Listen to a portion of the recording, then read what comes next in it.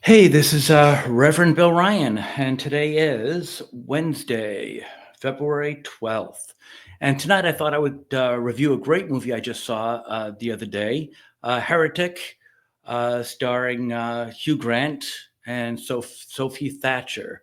Um, and let's see, it was a pretty good movie. I actually had it for 2 days because I got it on Amazon Prime. It's $5.99. It'll probably, I'm thinking, leave streaming soon and probably be on like a Hulu or an Amazon Prime or Paramount. I don't know anything like that. I'm just guessing, or Netflix.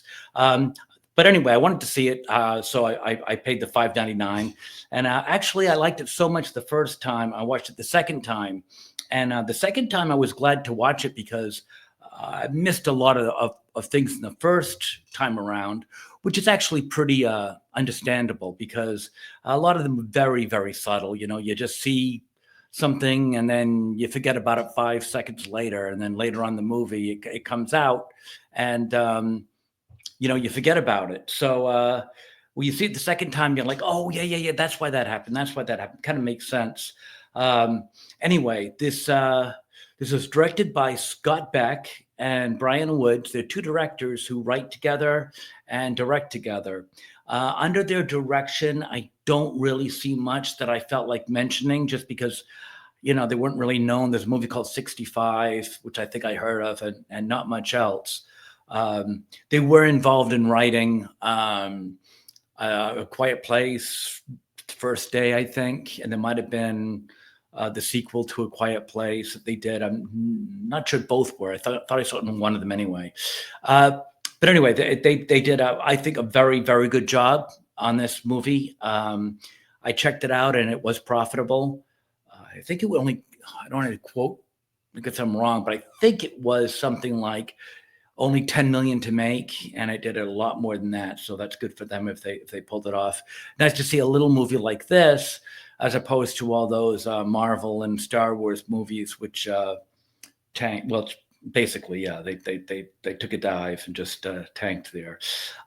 So the movie is about two Mormon sisters who go around trying to convert people. Um, Played by Sophie Thatcher. She plays Sister Barnes. We know her from Companion, and if you saw the show Yellow Jackets, I guess she was in that. I've actually got that on my list of things to watch, so I'll have a better opinion to Yellow Jackets later on. But I heard it's good. Chloe East is kind of a newcomer. She plays Sister Paxton. She claimed fame from The Fablemans, which I think is Steven Spielberg, and a show called Generation, which I've never watched. But she and Sophie and Hugh all did a great job here. Hugh Grant plays Mr. Reed. If you don't know who Hugh Grant is, then you're probably from another planet. He's been doing movies now for, boy, I don't know, 30 plus years. When I had a theater, he was in Four Weddings and a Funeral and Sirens. Later on, I saw him in About a Boy, and he's done a lot of rom coms, most of which I did not see. Not a huge rom com fan. But yeah, no, he was awesome. I wanted to see how he would go from playing the cute, lovable love interest in the rom coms to playing a dastardly evil guy, and he pulls it off well. It's actually interesting. He uses what he used as charm back in the day when he was younger into kind of he worked that into his evil shtick, in the way that he can. Um, I don't know. I don't want to say seduce because there's nothing sexual here, but maybe mentally seduce to get people to do things that they normally wouldn't want to do. Act kind of like that charming goof. He works that perfectly in this movie, and we'll go into that a little later on. So essentially, these two women are out to save souls and to bring people to the one true religion, which is Mormonism, to them. And they go to houses at night, and somehow they got him on the list. And it was the beginning of a rainstorm, which turned into a snowstorm when they got there. So yeah, they got there, and before though, I should actually mention a couple of things of foreshadowing.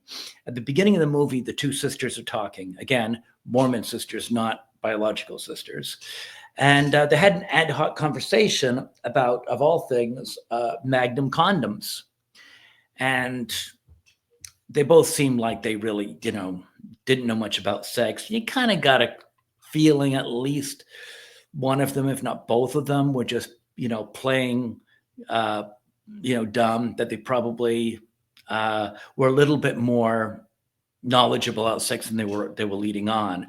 But they were discussing whether Magnum condoms are actually for people with bigger John Thomas's, shall we say, or are they just told that they're bigger and people believe it because that is what they are told? And that's kind of one of the points that the movie tries to address, and that is, are things the way because that is the way they are, or is that the way because that's the way we told they are, and we just blindly believe them the same way that people probably believe that the condoms are bigger, even though they've never really checked it out. Another thing that was brought up, which is another interesting point that was brought up in the movie as well, is how has God shown you that the church is true? Basically, how has God revealed himself to you? And neither one really had an answer. It came down to faith. There are some of us that actually have had encounters, and we are not necessarily going off faith, but most people are actually completely going off faith. And if you're going off faith, which is the religion you choose, and they go over that quite a bit. Um, they enter the house with kind of a false pretense that they are the the master Jedi, and that he'd be a Padawan. So they go in there, and well, first of all, they're not supposed to go in there. There are rules about two sisters going into houses, which there should be, obviously, and that is they can't do it unless there's a woman in the house. So he tells them that he is a wife, and he doesn't. And he says, come on in, I'll introduce you to my wife, and we'll have a great time talking religion. And they go into the house, and that's kind of how he gets them in there. And then he kind of avoids getting the wife, and they kind of pick up pretty quickly that there may not be a wife coming around. What the character of Mr. Reed, played by Hugh Grant, does is, if any of you have seen the show Columbo, back in the 70s, and I think he did a few in the 80s, but mostly in the 70s. His deal was he would go into a murder scene and talk to the murderer. We probably figured out from the get-go, but didn't say that. And he would always pretend to be the clown, the dolt, the moron in the room, to put everyone, especially the killer, at ease, thinking this is the best they have to offer, this bumbling fool. And throughout the course of the show, he seems to be getting smarter and smarter until he figures everything out. And of course, at the end, the killer always realizes that Columbo is probably the smartest man he's ever met. And he puts everything together and solves the crime. Because with Columbo, it wasn't so much who did it, it's how they did it. You kind of knew who did it, you just didn't know how they pulled it off, because it was such an ingenious way, and Columbo would have to figure out exactly how it was achieved. Good show. Anyway, that's kind of what happens here, and that Reed brings them in, and he kind of plays golly gee, I'd like to know more about God. And they come in to teach him, but quickly they find out that he's not as he appears. He's actually a very intellectually informed theologian that has gone to great lengths to learn all the major religions, including Judaism, Christianity, Mormonism, Islam. I think that's all the ones he mentioned. I think he mentioned that he might have done Hindu as well. I'm not sure. But anyway, and he kind of sets them up by playing devil's advocate with the religion and the idea of God. and the intensity gets more and more, and the actual intention that he has slowly comes to light. It's a very fascinating study in how you can manipulate people if you want them to do something. Oftentimes, if they don't want to do it, you don't come out and say, hey, why don't you do this? It's much easier to nibble away and ask them, well, how about this? And it's a small step, and it seems in of itself to be kind of innocuous and easy and simple. You're like, what's the harm? And then they try to nibble again and nibble again. And each time you're kind of like, oh, why not? Why not? Next thing you know, you're in a big hole. Well, that's what kind of happens here. And I want to mention also that there is a scene, especially that I'm referring to, which I'm not going to spoil anything. There's a lot of twists and turns in this movie, and the last thing I'd want to do is ruin it. But there's one point he kind of gets up and I guess he tries to play devil's advocate against Christianity, and he produces a lot of points that would make you doubt the existence or maybe all the stories of Jesus, et cetera, et cetera. I just want to let you know that this movie took 10 years of studying by the two directors. Was it Woods? And I'm not sure the other one I mentioned earlier on, but they actually took 10 years. They did a lot of study on this.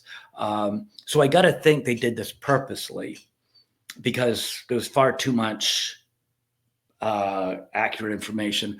But a lot of the stuff he says is inaccurate. When he gives this big spiel, I think he's supposed to be giving inaccurate information. He is a very knowledgeable man, and I think his attempt is not to teach the truth, but it's to manipulate the women. So if you watch the movie, and I recommend you do, and listen to his arguments, just keep in the back of your mind that what you're hearing is very inaccurate from him. He gives one speech that lasts like 5-10 minutes or something, and makes you wonder whether, Jesus really was all he was cracked up to be. And that's all based on fallacies. A lot of them are fallacies. And yet they kind of hint that one of the sisters kind of sees through that a little bit too. So that's why I think that the writers and directors probably knew that he was giving out misinformation that was probably more of an insight of his personality than it was accuracy on the religion. But anyway, it essentially the movie, it is a horror movie. Definitely is a horror movie. I don't, mean to say it's just all an intellectual exercise. It is definitely a horror movie. But there is an underlying question that they approach through the movie, and that is, does God exist, and is there free will? And he uses that to manipulate these two Mormon sisters. Now, there's also one other thing I just want to mention quickly, because I didn't know a lot about Mormonism, to be quite honest with you. I knew the basics, and I would not say that I'm well informed now. I did quickly look up a few things, so I'm probably more enlightened than I was, but that's not saying much. There's a lot of talk about magic underwear. Magic underwear is a thing in the Mormon faith.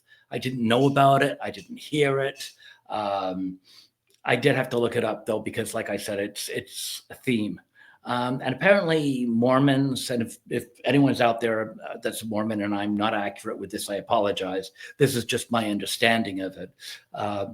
But I guess it's they're underwear for males and for female, and you're supposed to wear it to remind yourself, I guess, of faith. And they have runes on them. That's RUNES, not ruins, runes that are symbols. And I guess they say things like, navel and right breast and things like that on them. I've not seen them.